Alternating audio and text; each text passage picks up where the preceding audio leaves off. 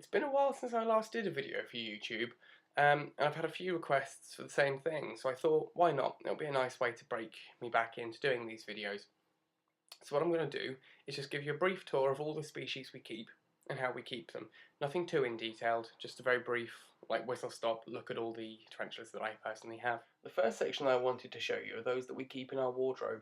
I'll only be showing you the two bottom shelves, as those are my personal tarantulas. The third shelf up is Charlotte's tarantulas. We'll hopefully be showing you those some point in the future. And the top shelf is just supplies, the hot glue gun, bits of cork bark, empty enclosures. Right, so if we start from the bottom, first things first, I'm not going to show you too much on this one. She's a little bit shaky at the moment. It's my cobalt blue, Haplopelma lividum. She's just kept a nice upright cereal container, gives her plenty of room to burrow. She hasn't actually burrowed in there yet. I need to move it into a larger cereal container.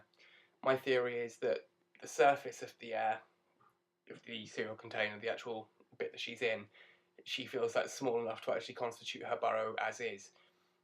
As such, she hasn't constructed her own burrow down. The second one that I wanted to show you is a wonderful little species from a genus that most people haven't heard of. She's very small, she won't get all that big. That's a Yamia species Koh Samui. The label, I actually labelled it as China. I recently found out that Koh Samui is actually a small island off the coast of Thailand. I need to redo a lot of the labels on these anyway. I'll get around to those eventually. First and foremost, two of the slings that I bought last year have finally matured into what I'd refer to as juveniles. Now the chances of you actually seeing these are very slim. They're both very, very timid. On the left here, well, my right, your left, is currently a Brazilian red and white, the Nandu chromatus. That's the enclosure. She's made a wonderful little burrow around at the back, completely ignoring the hide that I put in, which is typical. And the one next to her was bought on the same day. They're both very similar size. Brazilian white knee, Acanthoscaria geniculata. Now again, she's completely ignored the hide that I put in there and has instead decided to make a wonderful little burrow down the side. Now, can't really complain as long as she's happy. That's all that matters. Those are both kept relatively moist, light misting every couple of days, and a small neotropic water dish is kept in there at all times.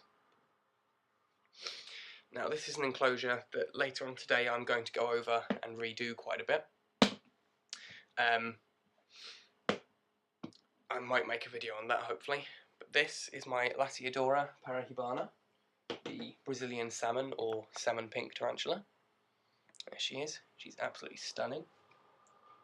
She's a little bit timid and flicky, but nothing overly aggressive. Very, very pretty spider. If you want something large, go for one of these guys. They're relatively docile. The hairs are nowhere near as irritable as a T. blondi, the Goliath bird eater. They stay prettier than a Goliath bird eater. The Goliaths tend to shed their urticating setae very quickly and look very rugged. The L. parahibana salmon pinks, Brazilian salmons tend to hold their shape a lot better, hold their hairs, and just generally look a lot prettier between the molts. Wouldn't recommend handling them. They probably wouldn't bite. Fairly, as I said, fairly docile, just a little skittish. The reason I'd suggest not handling them is simply because when you've got inch-long fangs hovering above your hand, well, I'd rather not risk it. If she does bite, the mechanical injury alone is going to be pretty nasty on that. This is one you're really not going to see. This is my Selenocosmia species Ebony.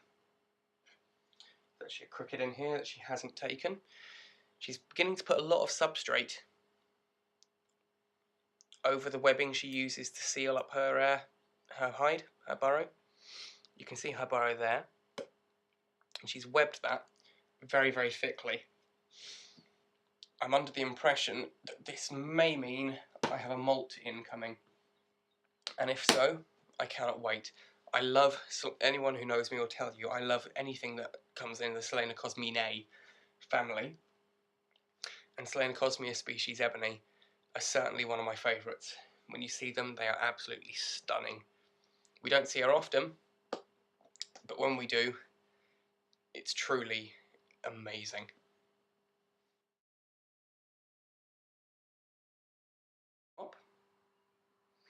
The first I'd like to show you here is one of my favourite beginners tarantulas, and recommend them wholeheartedly. This one's only a juvenile. She's feeding at the moment. I say she. She's not actually sexed. But this is a Paraphisa parvula, the chili goldburst tarantula. There she is. They've got a wonderful greeny carapace with pinkish brown abdomen, hairs on the abdomen, and the whole spider just looks like it's gently been dusted with gold paint. They're very slow, very docile. I've never had any troubles with her. Never a single threat display.